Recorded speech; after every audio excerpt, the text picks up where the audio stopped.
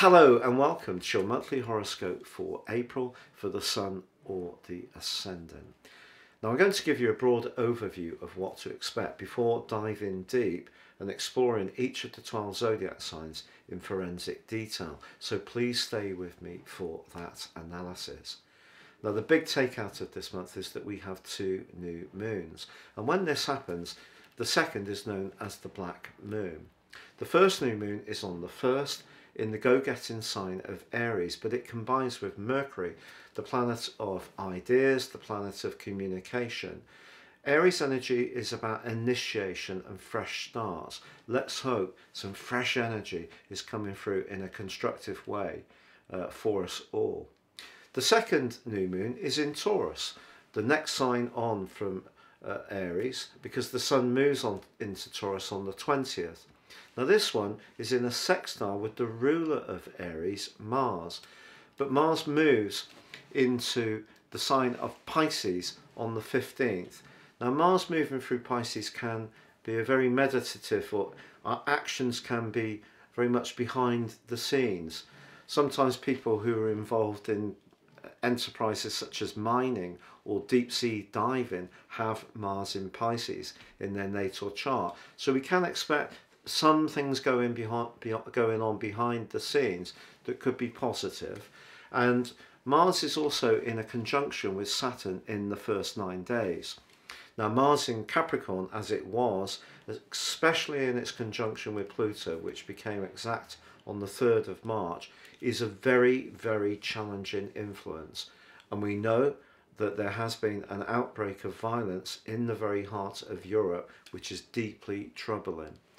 But once Mars moved on the 6th of March into the sign of Aquarius, and now at the start of this month is combining with the co-ruler of Aquarius, Saturn, there's a much greater desire, I think, collectively to try to get things working in a way which may not be perfect, but is certainly better than that real fight for power that has been imposed at, the latter end of February and the early parts of March.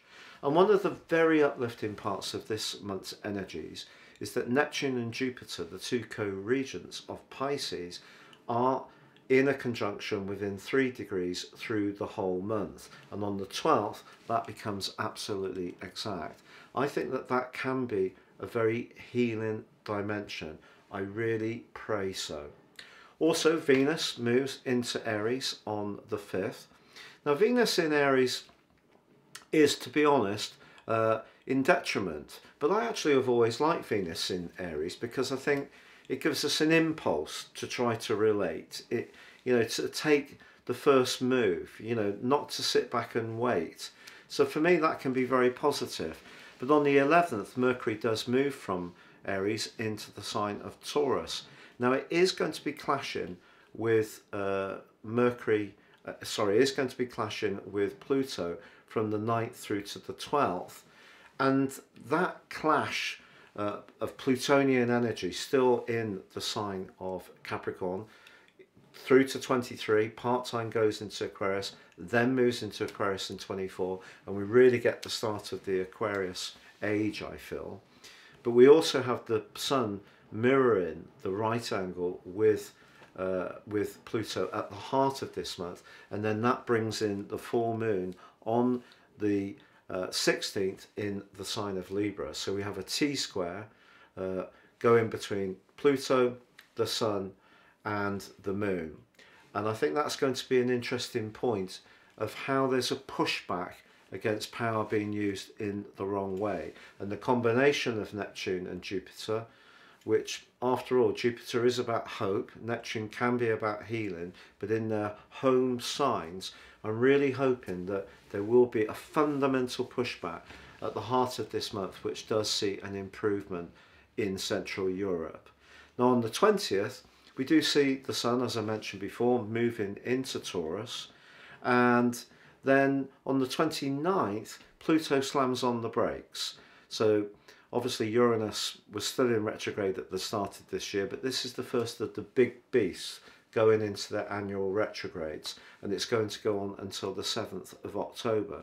This is going to be really interesting, I feel, because the sign of Capricorn is about old power. The sign of Aquarius is much more about taking the best of that old power, but being enlightened about new techniques, being more inclusive. So Pluto going into a retrograde will be interesting for certain political strands in the world. You know, people who've held power in a much more authoritarian way could retreat, or perhaps just reset their purposes. But on the 29th, Mercury does move into its home zone of Gemini, and that can be a really brilliant point for much more communication starting to ping around. Also, the 30th, that wonderful Taurus new moon is in a very positive angle with Mars, suggesting that if we actually take the best of what we already know, or what's been evolving over a very long period of time, which is Mars coming through in its journey. Obviously it moves at the heart of this month into the sign of Pisces, so by the end of May it's going to be readying to go into Gemini, where it's going to be for the rest of the year, because it goes through, and into the first months of next year, because it goes through a giant retrograde. But I think that what we're going to see as this month comes to a close is much more constructive, workable ways of approaching some of the transitions that may have gone on this month. Now, if you are new to my channel, thank you so much for listening so far. Please, I'd be delighted if you would subscribe. Please click or tap on the bell notification symbol. And if you'd like to get your free written daily horoscope fired to your device each morning, please subscribe on the link below. It'd be great to have you with me. And also, if you'd like to get your 12-month forecast and character analysis based on your time, date and place of birth, and ascend above your zodiac sign and really get much greater understanding of what makes you tick and your potentials in the time ahead, there is 30% off with my special offer. Please see the link for that below too. Hello Cancer, and welcome to your monthly horoscope for April, which begins with a sparkling new moon. This new moon in house 10 for you is all about your ambitions, your goals, where you really want to power forwards with conviction and confidence, because Mercury is very close to the Sun-Moon combination. How you think and articulate your ideas and work with people of influence is going to be an important part of what you can achieve over the next month. But also Sector 9, which is Pisces, your sister water sign, is absolutely packed full of goodness this month for you. So a time to expand, be more adventurous, hopefully travel, or become more informed, or share ideas you have to a wider audience, and the two could be linked. So professional opportunities may be linked to a relocation, being flexible in some way, retraining, but a very exciting skyscape as you make your way into this month. Now, of course, you've had Saturn, the planet of structure, in house 8 since the 22nd of March 20 to the 2nd of August 20, and then the 17th of January round to now. And of course it also went through a retrograde in 2021 as well. Now that is going to be repeated this year, but for the first 9 days of this month it's in a combination with Mars. House 8 is where we're most devoted, but in a more prosaic way, it's about possessions, it can be about legacies, insurances, pensions, investments, and it can be about property. The combination of these two together suggests that you will need to be very careful to use the energy you have in a very narrow way. So because you have that big new moon pushing you forwards towards the summit of success, how you use your resources, or how invested you are emotionally, or perhaps how supportive someone close to you is in terms of what you're trying to do with your wider picture in life, is going to be a telling thing at the start of this month. But on the 5th, Venus moves into the sign of Pisces, and here it's exalted, so it really shines. Venus, of course, can be about relating through its influence of Libra, or it can be more about resources from Taurus. Now, in the last 5 days of this month, it's going to forge a magical alliance with Neptune, and it really can bring a dream or a hope you've had to pass as this month draws to a close. But also, all through this month, Jupiter and Neptune, the rulers of Pisces, are within 3 degrees in a conjunction, and on the 12th they come into an exact alliance. It becomes absolutely exact on that day.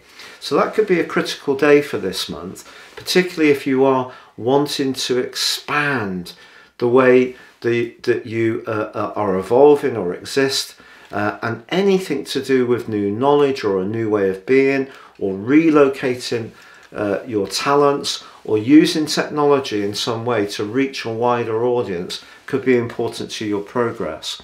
But the 11th sees Mercury move into the sign of Taurus, which is house 11 for you. So your network, it does go alongside Uranus from the 16th to the 20th, and there can be some sudden, very, very quick changes that occur in your life during those 4 days. Maybe something that you've had your sights on suddenly rushes forwards towards you, and that can be very, very exciting. And then on the 15th, Mars moves into the sign of Pisces too. So your appetite for adventure, for travel, to do anything that's more rigorous or challenging is definitely going to be increased. Now we have the full moon on the 16th in the sign of Libra. Now for you, the Libran energy is very much about where you live, how you live there, and with whom. But because there's a pivot between the sun's location in the sign of Aries and the moon position in Libra that forges a T-square, so like this, sounds like something an architect would use, but the T-square goes down to Pluto in your sector of relating. So something about balancing your work-life situation, which seems to be something many of us are constantly grappling with, but it could be that a key relationship is at the root of that need for that balance, and could be a new relationship develops. It could be one from your past that is a bit out of shape, and there could be some power dynamics around this situation that you may have to look at in the second half of this month. But on the 20th, the sun makes its way into your 11th house, very much about hope. It joins up with Mercury, Uranus and the North Node. This is your future forward position, and there is a fantastic black moon on the 30th, a new moon, the 2nd of the month, in the sign of Taurus, but it's forging a brilliant link to Mars. And that's going to give you such a huge amount of dynamism as you bring this month to a close, but burst your way into May. So with Mars being in your 9th house, I think a lot of excitement is developing for you. I actually feel really excited for you, telling you about it. It's that positive. But I do think at the heart of this month, that complex full moon suggests that a relationship, either professionally, emotionally, some kind of complex politics around a family situation, where you live, who you live with and how, may need to be looked at in the second half of this month. But you will end this month absolutely on top form, I feel. And it's true that Mercury does move into Gemini on the 29th, and Pluto does go retrograde on the same day.